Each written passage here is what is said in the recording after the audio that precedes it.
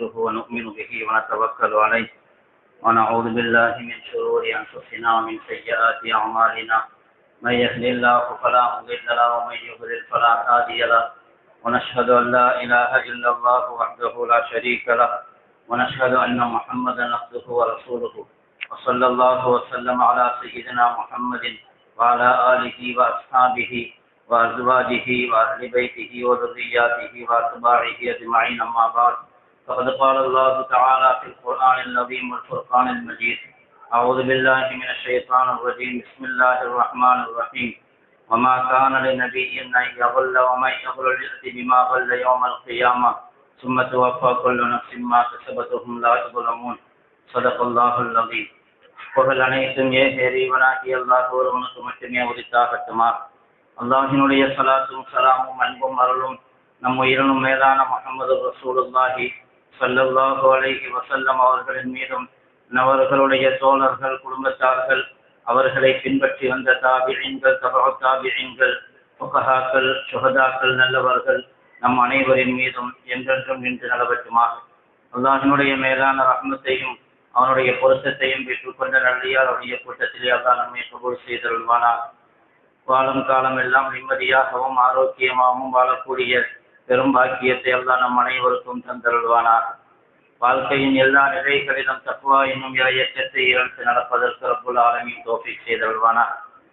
கண்ணியத்திற்குரியவர்களே, கடந்த 16ஆம் தேதி திங்கட்கிழமை ஒரு தீர்ப்பு வந்திருக்கிறது. உச்ச நீதிமன்றத்தினுடைய தீர்ப்பு, வக்ஃப் திருத்த சட்டத்தினுடைய வழக்கிலே வந்த இடைக்கால தீர்ப்பு. அந்த தீர்ப்பை பொறுத்தவரையிலும் முஸ்லிம்கள் முழுமையாக சந்தோஷம் அடைவதற்கோ அதை கொண்டாடுவதற்கோ ஒன்றுமில்லை. ஏனென்று சொன்னால் அரசாங்கமும் அந்த தீர்ப்பை வரவேற்றிருக்கிறது, அதை நல்ல தீர்ப்பு என்றும் கூட சொல்லியிருக்கிறது. ஏனென்று சொன்னால் என்ன முஸ்லிம்கள் நாடினார்களோ அது முழுமையாக நிறைவேறவில்லை. அந்த சட்டத்தை முழுமையாக சட்டத்திற்கு இடைக்கால தடை விதித்திருக்க வேண்டும் என்பதற்காகத்தான் முஸ்லிம்களுடைய வழக்கறிஞர்கள் வாதாடினார்கள். ஆனால் அது நடக்கவில்லை. அந்த சட்டம் அப்படியே இருக்கிறது. ஆனால் அந்த சட்டத்திலே சில பிரிவுகளுக்கு மட்டும் தடை விதித்திருக்கிறது. அது முஸ்லிம்களுக்கு ஒரு வகையில் ஆறுதலாக இருந்தாலும் கூட வக்ஃபை கொள்ளையடிப்பதற்கான பல பிரிவுகள் இன்னும் அப்படியே வைக்கப்பட்டிருக்கிறது. அதற்கு நீதிமன்றம் இடைக்கால தடையும் விதிக்கவில்லை. சட்டத்தை பொறுத்தவரையிலும் கலெக்டர் முடிவு செய்து கொள்ளலாம் வக்ஃபினுடைய சொத்துக்களை பற்றி என்கிற ஒரு அமைப்புக்கு அந்த தீர்ப்பு தடை விதித்திருக்கிறது. அதாவது நீதிமன்றம் தான் முடிவு செய்ய வேண்டும், மாவட்ட ஆட்சியாளர்களை அதை முடிவு செய்ய முடியாது, அவர்களுக்கு தன்னிச்சையாக முடிவு செய்வதற்கு எந்த அதிகாரமும் கிடையாது என்று அந்த ஒரு பகுதிக்கு உச்ச நீதிமன்றம் தடை விதித்திருக்கிறது, இடைக்கால தடை. அதே போன்று முஸ்லிம்கள் அதிலே பங்கு பெற வேண்டும், முஸ்லிம் அல்லாதவர்கள் பங்கு பெறக்கூடாது என்பதையும் பாதித்தார்கள் நம்முடைய வழக்கறிஞர்கள். ஆனால் அதற்கு முழுமையான தடை விதிக்கவில்லை. முஸ்லிம் அல்லாதவர்கள் எத்தனை பேர் இருக்க வேண்டும் என்பதற்கான எண்ணிக்கையை மட்டும் வரையறுத்திருக்கிறது நீதிமன்றம். 22 நபர்களில் 4 முஸ்லிம் அல்லாதவர்கள் இருந்து கொள்ளலாம் என்று கூறுகிறது.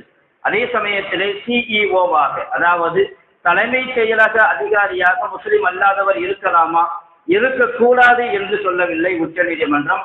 ஆனால் முஸ்லிம்களையே நியமிக்க வேண்டும் என்பதை வலியுறுத்தி இருக்கிறது. இதுவும் ஒரு வகையிலே பின்னடைவுதான். அரசாங்கத்தினுடைய சட்டம் முஸ்லிம் அல்லாதவர்கள் வக்ஃப் செய்யக்கூடாது என்று சொல்லுகிறது. ஷரியத்துடைய சட்டப்படி வக்ஃப் செய்வதற்கு முஸ்லிம்கள் தான் செய்ய வேண்டும் என்ற கட்டாயம் கிடையாது, முஸ்லிம் அல்லாதவர்களும் செய்யலாம். ஆனால் இப்பொழுது திருத்தப்பட்டிருக்கிற சட்டத்திலே முஸ்லிம் அல்லாதவர்கள் வக்ஃப் செய்யக்கூடாது என்று அதை உச்ச நீதிமன்றம் ஏற்றுக்கொண்டிருக்கிறது. முஸ்லிம் அல்லாதவர்கள் வக்ஃப் செய்யக்கூடாது என்கிற ஒரு பிரிவை ஏற்றுக்கொண்டிருக்கிற உச்ச நீதிமன்றம் முஸ்லிம் அல்லாதவர்கள் எப்படி வக்ஃபோடு கூடிய பொறுப்பாளர்களாக சிஇஓவாக வர முடியும் என்பதை ஏன் யோசிக்க மறந்திருக்கிறது தெரியவில்லை. ஆனால் கண்டிப்பாக அதற்கும் தடை விதித்திருக்க வேண்டும். அதை நீதிமன்றம் ஒரு தடை உத்தரவாக பிறப்பிக்கவில்லை, மாற்றமாக முஸ்லிமை நியமிக்க வேண்டும் என்று வலியுறுத்தியிருக்கிறது. எல்லாவற்றுக்கும் மேலாக முஸ்லிம்கள் தொடுத்த அந்த வழக்கறிஞர்களுடைய வாதத்திலே வக்ஃப் பை யூசர் அது முடித்து வைக்கப்பட்டிருக்கிறது இந்த சட்டத்திலே. அதற்கு எதிராக வாதாடினார்கள்.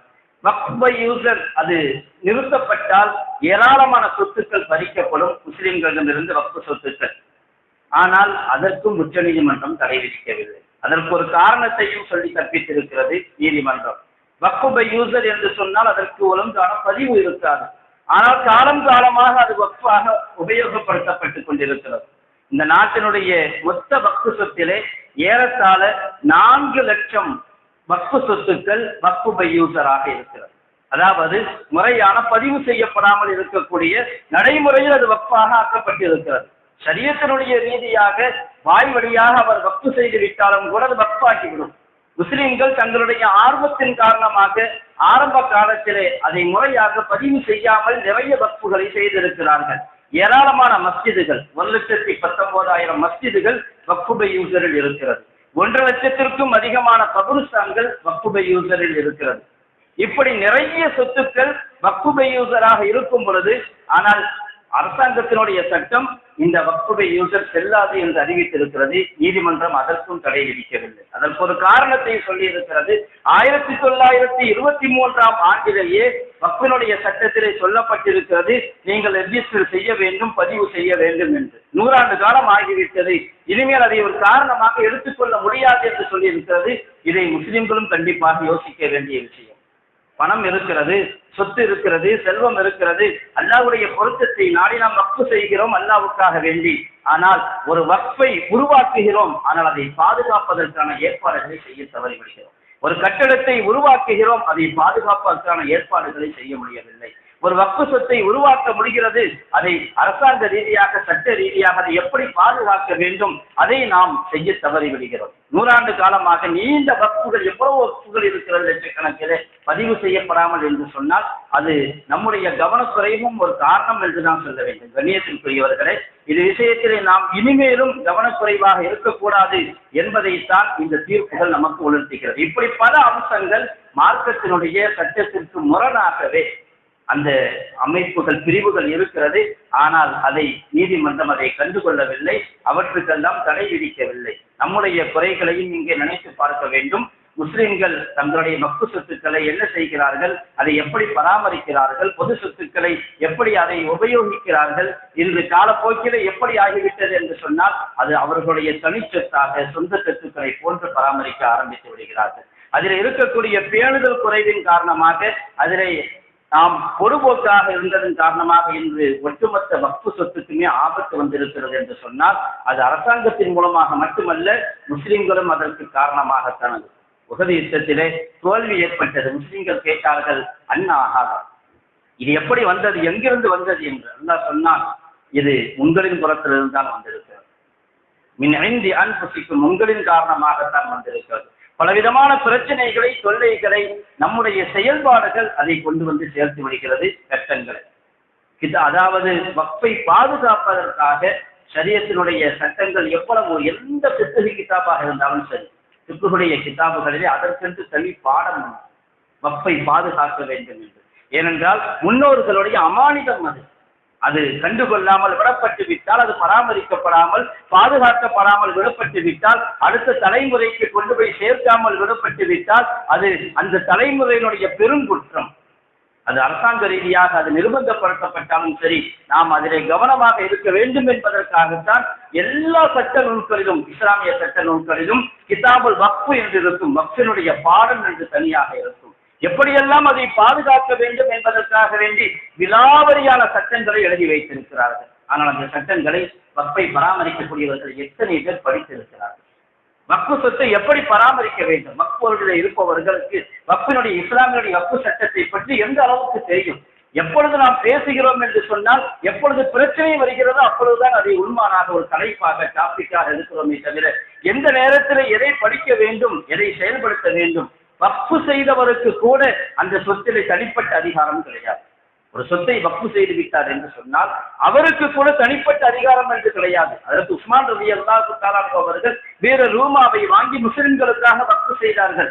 அந்த கிணற்றிலிருந்து தண்ணீர் எடுப்பதற்கு எல்லா முஸ்லிம்களுக்கும் உரிமை உண்டு. அதற்கு உஸ்மான் வக்ஃபு செய்தார்கள். அவர்கள் சொன்னார்கள், வஜஅல்து தல்வி ஃபீஹா மா திலாயில் முஸ்லிமீன், நான் தண்ணீர் இறைப்பதற்காக வாளியை இறக்க வேண்டும் என்று சொன்னால் முஸ்லிம்களுடைய வாளிகளோடு என்னுடைய வாளியும் ஒரு வாளியாகத்தான் இருக்குமே தவிர எனக்கு என்று தனி அதிகாரம் கிடையாது. அவர்கள் ஒரு வாரி எடுத்தால் நானும் ஒரு வாரி எடுக்க வேண்டும். நான் முஸ்லிம்களுடைய பட்டியலில் தான் வருவேனே தவிர நான் வக்ஃபு செய்தேன், இந்த சொத்தில் எனக்கு அதிகாரம் இருக்கிறது என்று சொல்ல முடியாது.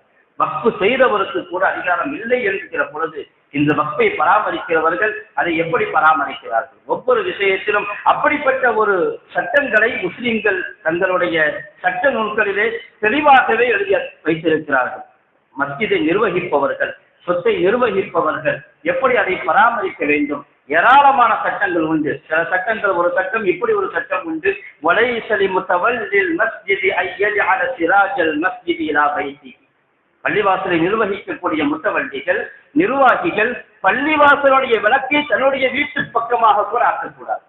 பள்ளிவாசலுடைய விளக்கு அது தன்னுடைய வீட்டை நோக்கி இருக்கக்கூடாது. பள்ளிவாசலுக்கு வரக்கூடிய வெளிச்சம், அந்த வெளிச்சம் என்னுடைய வீட்டிற்கும் கிடைக்கட்டுமே என்கிற எண்ணம் வந்துவிட்டால் அது சொத்தை அபகரித்து கொடுத்தார். பள்ளிவாசலுக்காக எண்ணெய், அந்த காலத்தில் எண்ணெய் தான், மண்ணெண்ணெய் விளக்குகள் தான் எரியும். எண்ணெய் வக்ஃபு செய்யப்பட்டு விட்டால் மஸ்ஜிதிலே எவ்வளவு காலம், எவ்வளவு நேரம் வரையிலும் விளக்கு எரிக்கலாம். இரவு முழுக்க எரித்துக் கொள்ளலாமா, எவ்வளவு நேரம் எரிக்க வேண்டும் என்பது பற்றி கூட சட்டம் எழுதி வைத்திருக்கிறார்கள். வக்ஃபுடைய சொத்துக்களை அப்படி பாதுகாக்க வேண்டும், பராமரிக்க வேண்டும். மஸ்ஜிதுக்காக வழங்கப்படக்கூடிய விளக்குகளாக இருந்தாலும் கூட அந்த விஷயத்திலும் கூட கவனக்குறைவாக இருக்கக்கூடாது. அதே போன்று பரக்கத்துடைய விஷயத்திலும், பரக்கத்துக்காக நாம் எடுத்துக் கொள்றோம், இது நமக்கு பரக்கத்தாக இருக்கட்டும் என்பதிலும் கூட பொது சொத்தில கை வைக்கக்கூடாது. சின்ன சின்ன விஷயத்தையும் யோசித்து மார்க்க சட்ட வல்லுநர்கள் சட்டங்களை எழுதி வைத்திருக்கிறார்கள். வலா யஜூசு அக்து ஷைஇன் மினல் கஅபா வலா யஜூசு அக்து ஷைஇன் மின் ஃபீல் கஅபா. காபத்துல்லாவிலே அத்தரை ஊற்றி வைத்திருப்பார்கள். காபத்துல்லாவுடைய திரைச்சீலையில் அத்தர் இருக்கும், ஆனால் அந்த அத்தரை எடுப்பதற்கு கூட யாருக்கும் உரிமை கிடையாது. பரக்கத்துக்காகவும் எடுக்கக்கூடாது, வேறு எதற்காகவும் எடுக்கக்கூடாது. யாராவது ஒரு அத்தரை தன்னுடைய ஆடைகள் தேய்த்து விட்டு வந்துவிட்டால் திரும்ப கொண்டு போய் வைக்க வேண்டியது பொறுப்பு அவருக்கு இருக்கிறது என்று சட்டம் சின்ன விஷயத்தையும் கூட சட்டம் எழுதி வைத்திருக்கிறார்கள். பரக்கத்துக்காக ஒருத்தர் மூத்தா போயிட்டாரு, அவருடைய சொத்துக்கள் வாரிசுகளுக்கு சொந்தமாகிவிடும். அது வாரிசுகளுக்கான பொது சொத்து. அவர் பெரிய ஆடிமாக இருந்தார், மக்கள் போற்றப்படக்கூடிய பெரிய சேஃபாக இருந்தார், அதனால அவர் போட்ட செருப்பை நான் எடுத்துக்கிறேன், பரக்கத்துக்காக உரிமை கிடையாது. அவர் உபயோகித்த துண்டை எடுத்துக் கொள்கிறேன், உரிமை கிடையாது. வாரிசுகளுடைய அனுமதி இல்லாமல் அவருடைய துண்டை எடுப்பதற்கும் அவருடைய செருப்பை எடுப்பதற்கும் கூட யாருக்கும் அதிகாரம் இல்லை. அப்படிப்பட்ட சட்டம் இஸ்லாமிய சட்டம் அப்படி போதிக்கிறது. சொத்துக்களை அப்படி பாதுகாக்க தவறியதன் காரணமாகத்தான் இன்னைக்கு எவனவனும் வந்து கை வைக்கிறான் நம்முடைய சொத்துல. காபத்துல்லாவுல இன்னைக்கு பாருங்க நிலைமை எப்படி ஆயிடுச்சுன்னா, மக்களுடைய பேணுதல் குறைவும் பொது சொத்து விஷயத்தில் இருக்கக்கூடிய கவனக்குறைவும், அரசாங்கம் கூட காபத்துல்லாவுடைய திரைச்சீலையை மேலே மடித்து கட்டி வைத்திருக்கிறது. எதற்காக? வெட்டிட்டு போயிடுவாங்க பரக்கத்துக்கு. எங்க இருந்து பரக்கத்து வருகிறது? ஹராமானதை கொண்டு என்ன பரக்கத்தை தேட முடியும்? பரக்கத்தாக இருந்தாலும் அது ஹலாலாக இருக்க வேண்டும். அப்படிப்பட்ட ஒரு நிலை. கண்ணியத்திற்குரியவர்களே, நமக்கு சட்டம் அவ்வளவு தெளிவாக சொல்லப்பட்டிருக்கிறது. நிர்வகிப்பவர்கள், நிர்வாகிகள் எவ்வளவு புரிந்திருக்கிறார்கள், விளங்கியிருக்கிறார்கள். குறைய சொல்வதற்காக இல்லை. ஒரு முஸ்லிமுடைய கடமை, நிர்வாகியுடைய கடமை, நான் எப்படி நிர்வகிக்க வேண்டும் பொது சொத்து. ஒரு அனாதையுடைய சொத்துக்களை அநியாயமாக எடுத்து சாப்பிட்டு விட்டால் இன்னமா யக்ரூனபி புத்தூனிஹி நாரா, அவர்கள் தங்களுடைய வயிற்றுக்குள்ள நெருப்பை சாப்பிடுகிறார்கள் என்று சொன்னார்கள். நெருப்பை சாப்பிடுகிறார்கள். ஒரு செருப்பு வாராக இருந்தாலும் கூட சிராக்கும் மின்னார், அது நரகத்தில் ஆனால் நெருப்பு, செருப்பு வாராது.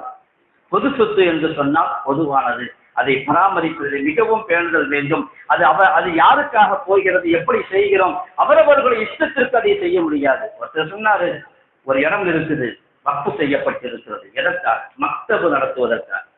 மக்தபுன்னு சொன்னா சின்ன பிள்ளைகளுக்கு அலிஃபா சொல்லிக் கொடுத்து குர்ஆன் ஓதி பழக்கி கொடுக்கக்கூடிய இடம் காலை மாலை மக்தபுகள். அந்த மக்தபுக்காக ஒருத்தர் இடத்தை வக்ஃபு செஞ்சிருக்கிறார். அவர் கேட்டாரு, நான் இந்த இடத்துல பள்ளிவாசல் கட்ட போறேன். பள்ளிவாசல் கட்ட போறேன்னு சொல்றது வக்ஃபு செய்யப்பட்டது மக்தபுக்காக. மக்தபை விட பள்ளிவாசல் சிறந்ததுதான், அதுல எந்த சந்தேகமும் இல்லை. ஆனா அவர் வக்ஃபு செய்தது மக்தபுக்காக, பள்ளிவாசல் கட்ட போறேன்னு. அவர் வக்ஃபு செஞ்சது மக்தபுக்கு தானே, மஸ்ஜிதுக்காக வக்ஃபு செய்யலையே. இல்ல அவர் விளங்காம வக்ஃபு செஞ்சிட்டார். இந்த பதில் இருக்கிறதே எந்த விதத்திலும் நியாயமான பதில் கிடையாது. அவர் விளங்காம வக்ஃபு செஞ்சிட்டாருன்னு சொல்றதுக்கு நமக்கு என்ன அதிகாரம் இருக்கு? அவருடைய விளக்கத்தை பற்றி பேசுவதற்கு நமக்கு என்ன உரிமை இருக்கிறது? அவர் மக்தபுக்காக வக்ஃப் செய்தால் மக்தபுக்காக மட்டும்தான் செல்லும். கபருஸ்தானுக்கு வக்ஃப் செஞ்சா கபருஸ்தானுக்கு மட்டும்தான், மஸ்ஜிதுக்காக வக்ஃப் செஞ்சா மஸ்ஜிதுக்கு மட்டும்தான். ஈதுகாவுக்காக வக்ஃப் செய்யப்பட்டிருந்தால் அந்த இடத்தில் கூட மஸ்ஜிது கட்ட அனுமதி இல்லை. அவர் எதற்காக வக்ஃப் செய்திருக்கிறார்? அதற்காகத்தான். பின்னால் வந்தவர்கள் தங்களுடைய இஷ்டத்தை, தங்களுடைய இஷ்டத்திற்கு அதை உபயோகிக்க கூடாது. நாங்கள் நல்லதுக்கு தான் செய்யறோம், நல்ல நோக்கத்துல தானே செய்யறோம். அப்படி மாற்றுவதாக இருந்தால் மார்க்க வல்லுநர்கள் அதற்கான காரணங்களை சொல்லி தீர்வு சொல்லி இருக்க வேண்டும். இல்லாத வரையிலும் அதுல கை வைக்கிறதுக்கு யாருக்கும் அவர் விளங்காம சொல்லிட்டாரு, விளங்காம செஞ்சிட்டாரு. அவர் விளங்காம செஞ்சா நமக்கு என்ன? அவர் விளங்குற வரைக்கும் செஞ்சார், அது அவருக்கு ஆக்கிரத்தில் நன்மையை கொடுக்கும். நாம விளங்கி இஷ்டம் இருந்தால் நம்முடைய சொத்துல ஒரு இடத்தை வாங்கி மஸ்ஜிது கட்டணுமே தவிர அவர் மக்தபுக்காக வக்ஃப் செஞ்ச இடத்துல போய் மஸ்ஜிது கட்டுறதுக்கு அதிகாரம் இல்லை. சாதாரண வசூலாக இருந்தாலும் அப்படித்தான். பள்ளிவாசலுக்காக அல்லது பொது இடத்துக்காக என்னென்ன வசூல் வருகிறதோ, எதற்காக கொடுக்கிறார்களோ அதற்காகத்தான் யூஸ் பண்ணணும். ஃபேனுக்காக காசு கொடுத்தாங்க, ஃபேனுக்கு போக காசு நிறைய மிச்சம் இருக்குது, நாங்கள் மற்ற தேவைக்கு யூஸ் பண்ணிக்கிறோம்னு சொன்னா யாரு காசு கொடுத்தாங்களோ அவங்களுக்கு அனுமதி வாங்கணும். அனுமதி வாங்காம இஷ்டத்துக்கு செலவு செய்யக்கூடாது. ஏனென்றால் அவருடைய நீயத்து ஒன்று உண்டு. ஃபேனுக்காக, லைட்டுக்காக, ஜெனரேட்டருக்காக, தண்ணிக்காக அவருடைய நீயத்துக்கு முக்கியத்துவம் உண்டு. அவருடைய நீயத்தின்படிதான் செயல்பட வேண்டுமே தவிர இதுவும் நல்ல காரியம்தான் அதுவும் நல்ல காரியம்தான் எல்லாத்திலையும் சவால் இருக்குது அப்படின்னு நாம முடிவு செய்யணும்னு சொன்னா நம்ம காசை போட்டு தான் முடிவு செய்யணும். அவங்க காசை வாங்கி அடுத்தவங்களுடைய காசை வாங்கி செய்யக்கூடாது. ஆனா இன்னைக்கு பொதுவாக இதுல கவனம் இல்லை. இப்படியெல்லாம் சின்ன சின்ன விஷயத்தையும் நம்முடைய புக்கஹாக்கள், மார்க்க சட்ட வல்லுநர்கள் தெளிவாக எழுதி கொடுத்த பிறகும் கூட, தெளிவாக எடுத்து சொன்ன பிறகும் கூட அதில் இருக்கக்கூடிய அசால்ட்டுத்தனம் இருக்கிறது. இன்னைக்கு நம்ம அரசாங்கத்தின் மூலமாக பலவிதமான இன்னல்களுக்கு உள்ளாக வேண்டியது. வக்ஃபினுடைய சொத்துக்களை வாடகைக்கு விடுற ஏழை வக்ஃப் சொத்துகளில் ரெண்டு கருத்து ஒரு தவறான கருத்து. ஒன்று, வக்ஃப் சொத்து எல்லாம் ஏழைகளுக்கு நினைக்கிறது, அல்லது ஜகாத்துடைய பொருளை ஒழுங்காக ஏழைகளுக்கு போய் சேரப்படாம தடுக்கிறது. ஒரு குறிப்பிட்ட பகுதிகளுக்கு மட்டுமே ஜகாத் ஒதுங்கிறது, சமூகத்தில் உள்ள ஏழைகள் பாதிக்கப்படுகிறார்கள், இதுவும் தவறு. அதே போன்று வக்ஃபினுடைய சொத்துக்கள் ஒட்டுமொத்தமாக ஏழைகளுக்கு அப்படின்னு சொல்றதும் தவறு. பள்ளிக்கு வக்ஃப் என்றால் பள்ளிக்கு மட்டும்தான், ஏழைகளுக்கு என்று தனி வக்ஃப் உண்டு, விதவைகளுக்கு என்று தனி வக்ஃப் உண்டு, தலாக்குடப்பட்ட பெண்களுக்கு தனி வக்ஃப் உண்டு, மிருகங்களுக்கு தனி வக்ஃப் உண்டு, பறவைகளுக்கு தனி வக்ஃப் உண்டு. யாருக்காக எதற்காக வக்ஃப் செய்யப்பட்டிருக்கிறதோ அதற்காகத்தான் செலவு செய்யணும், மாற்றமாக செய்யக்கூடாது. பள்ளிவாசலுடைய சொத்துக்களை கூட வாடகைக்கு விடும் பொழுது புகஹாக்கள், சட்ட வல்லுநர்கள் இவ்வளவு தெளிவாக எழுதி வைத்திருக்கிறார்கள். வலா தஜூஸு இஜாரத்துல் வக்ஃபி இல்லா பி அஜ்ரில் மிஸ்ல். மார்க்கெட் ரெண்ட் வாடகைக்கு தவிர சந்தையில் என்ன வாடகையோ அதை விட குறைவாக விடக்கூடாது. வக்ஃப் சொத்தினுடைய பொருளை, கட்டணத்தை வாடகைக்கு விடுகிறோம், மார்க்கெட்டில் அதுக்கு வாடகை 10,000. ஆனா அவர் முடியாதவர், அவர் கஷ்டப்பட்டவர், அவங்க விதவை பெண்ணாக இருக்கிறாங்க, அதனால நம்ம ஒரு 5,000 ரூபாய்க்கு கொடுக்குறோம். 5,000 ரூபாய்க்கு கொடுத்தா பள்ளிவாசலுக்கு நம்ம பாக்கெட்ல இருந்து 5,000 ரூபாய் கொடுக்கணும். ஏன்னா அது வக்ஃப் சொத்து. வக்ஃப் சொத்தினுடைய வாடகையை குறைப்பதற்கு நமக்கு அதிகாரம் இல்லை, அதற்குரிய உரிய வாடகையை வாங்க வேண்டும். ஆனால் இன்னைக்கு பல இடங்கள்ல எப்படி நடக்குதுன்னா, ஆக குறைந்த வாடகைக்கு எடுத்துட்டு உள் வாடகைக்கு விட்டு லட்சக்கணக்கில், பகுடி லட்சக்கணக்கில் வாங்குறாங்க, லட்சக்கணக்கில் வாடகை சம்பாதிக்கிறாங்க, அநியாயமான முறையில் சம்பாதிக்கிறது. ஆனா வக்ஃபுக்கு போறது குறைந்த வாடகை, ஆனா அவங்க சம்பாதிக்கிறத வச்சு பெரிய பணம், காசு பணம். காசின் மீது, பணத்தின் மீது இருக்கக்கூடிய இந்த உம்மத்துக்கு இருக்கிற மோகம், சித்திரத்து உம்மத்தியால் மால், என்னுடைய உம்மத்தினுடைய பித்னா இந்த பொருள், செல்வம் என்றார்கள் ஸல்லல்லாஹு அலைஹி வஸல்லம். அதன் மூலமாக ஏற்பட்ட இந்த சோதனைகள், கண்ணியத்திற்குரியவர்களே, இது விஷயத்தில் ரொம்பவும் கவனமாக இருக்க வேண்டும். பொது சொத்துக்களை நாம் எந்த அளவுக்கு கவனமாக பேணுதலாக செய்வோமோ அப்பொழுதுதான் நம்முடைய சொத்துக்கள் பாதுகாக்கப்படும். இப்பொழுது உச்சநீதிமன்றம் வழங்கி இருக்கக்கூடிய இந்த தீர்ப்பு எங்களுக்கு இடைக்கால தடை எந்த விதத்திலும் மகிழ்ச்சி அளிக்கவில்லை, சந்தோஷத்தை கொடுக்கவில்லை. ஏனென்று சொன்னால் இந்த தீர்ப்புகள் அப்படித்தான் அமைந்திருக்கிறது. இந்த வரலாறு கேட்கும் நாளைக்கு நீங்கள் என்ன செய்ய போகிறீர்கள்? இந்த அமானிதங்களை, சொத்துக்களை, முன்னோர்களை, வக்ஃப் சொத்துக்களை உங்களுடைய அடுத்த தலைமுறைக்கு கொண்டு போய் சேர்ப்பீர்களா, அல்லது யாரோ அநியாயக்காரன் அபகரிக்கக்கூடியவனுடைய கையிலே கொடுத்து விட்டு சென்று விடுவீர்களா என்று வரலாறு கேட்கும் நாளைக்கு. இன்னைக்கு எல்லாமே சட்டங்கள் எல்லாமே அப்படித்தான். கொள்ளையடிப்பதற்காக வக்ஃபிலும் திருட்டு, ஓட்டிலும் திருட்டு. எதிர்கட்சி தலைவர் ஒவ்வொரு நாளும் ஒவ்வொரு பிரஸ் கான்ஃபரன்ஸ் சொல்லிக் கொண்டிருக்கிறார். தேர்தல் ஆணையம் தன்னாட்சி பெற்றிருந்தும் கூட உருப்படியான எந்த பதிலையும் சொல்லவில்லை என்ற குற்றச்சாட்டு தான். எல்லாவற்றிலும் திருட்டு முறையிலே அபகரிக்கக்கூடிய சட்டங்கள் தான் வந்திருக்கிறது. நம்முடைய சொத்துக்களை வக்ஃபு யூசர் முடித்து வைக்கவில்லை என்று சொன்னால் லட்சக்கணக்கான வக்ஃபு சொத்துக்கள் பாதுகாக்கப்படாது. அதே சமயத்திலே இதை நாம் எப்படி எதிர்கொள்ள வேண்டும்? முஸ்லிம் பெர்சனல் லா போர்டு இதற்காக ஒரு பெரிய எடுப்பு எடுத்திருக்கிறது. அவர்கள் இதற்காக வேண்டி வக்கீல்களை வைத்து கோர்ட்டிலே வாதாடுகிறார்கள் என்பது மட்டுமல்ல, அவர்கள் தவிர மற்ற அமைப்புகளும் அரசியல் கட்சிகளும் கூட வாதாடுகின்றன. அதே போன்று முஸ்லிம் பெர்சனல் லா போர்டு செப்டம்பர் 1ஆம் தேதியிலிருந்து 2வது கட்ட போராட்டத்தையும் ஆரம்பித்திருக்கிறது. அவர்களுக்கு நாம் உத்வேகம் கொடுக்க வேண்டும், அவர்களுக்கு நாம் ஆதரவு கொடுக்க வேண்டும். அதே போன்று முஸ்லிம் பெர்சனல் லா போர்டு அறிவித்திருக்கிறது, இன்றைய தினத்தை யௌமு துஆ, துஆவுடைய நாள் என்று அறிவித்திருக்கிறது. துஆ செய்ய வேண்டிய நாள், அதற்காக வேண்டி முயற்சியும் செய்ய வேண்டும். கோர்ட்டிலே சட்ட போராட்டமும் நடத்த வேண்டும். அதற்காக யாரெல்லாம் பாடுபடுகிறார்களோ அவர்களுக்கு தேவையான உதவிகளையும் ஆதரவுகளையும் கொடுப்பது இந்த சமூகத்தினுடைய கட்டாய கடமை. எல்லாவற்றுக்கும் மேலாக அதற்காக துவாவும் செய்ய வேண்டும். யௌமு துஆ என்று அறிவித்திருக்கிறது. வெள்ளிக்கிழமை எப்பொழுதுமே துவா ஏற்றுக்கொள்ளப்படக்கூடிய நாள். அதே சமயத்தில் பெர்சனல் லா போர்டு வக்ஃபுக்காக துவா செய்யுமாறு கோரிக்கை விடுத்திருக்கிறது. எனவே வக்ஃபுடைய சொத்துக்கள் முயற்சி செய்வதுடனே அல்லாஹ்விடத்திலே துவாவும் செய்ய வேண்டும். இந்த சொத்துக்கள் பாதுகாக்கப்பட வேண்டும். இந்த சட்டத்தில் இருக்கக்கூடிய அநியாயமான தவறான எல்லா பிரிவுகளும் நீதிமன்றத்தின் மூலமாக தடை செய்யப்பட வேண்டும், நிறுத்தி வைக்கப்பட வேண்டும். அல்லாஹ் தஆலா தௌஃபீக் செய்தல்வானாக. இந்த சமுதாயத்தினுடைய சொத்துக்களை பாதுகாத்தல்வானாக. முஸ்லிம்களுடைய சொத்துக்களை முஸ்லிம்களிடத்திலே அடுத்த தலைமுறை மட்டுமல்ல கியாமத் வரையிலும் கொண்டு போய் சேர்த்தல்வானாக. இதை அபகரிப்பதற்காக யாரெல்லாம் முயற்சி செய்கிறார்களோ அல்லாஹ் அவர்களுடைய முயற்சியை நொறுக்கி அருள்வானாக, அவருடைய திட்டங்களை தவிடுபடியாக்கி அருள்வானாக. காசா மக்களையும் காசாவையும் பாதுகாத்தல்வானாக. முஸ்லிம்கள் இஸ்லாத்தின் பெயரால் எங்கெல்லாம் சோதிக்கப்படுகிறார்களோ அந்த சோதனைகளில் அவர்களுக்கு வெற்றியை கொடுத்தல்வானாக. கொள்கை ரீதியாக அவருடைய ஈமானிலை ஸ்திரத்தன்மையையும் ஆக்கிரத்திலே முழுமையான வெற்றியையும் நம் அனைவருக்கும் தந்தல்வானாக. வாக்குறு தாவானா அல்ஹம்துலில்லாஹி ரப்பில் ஆலமீன். அஸ்ஸலாமு அலைக்கும்.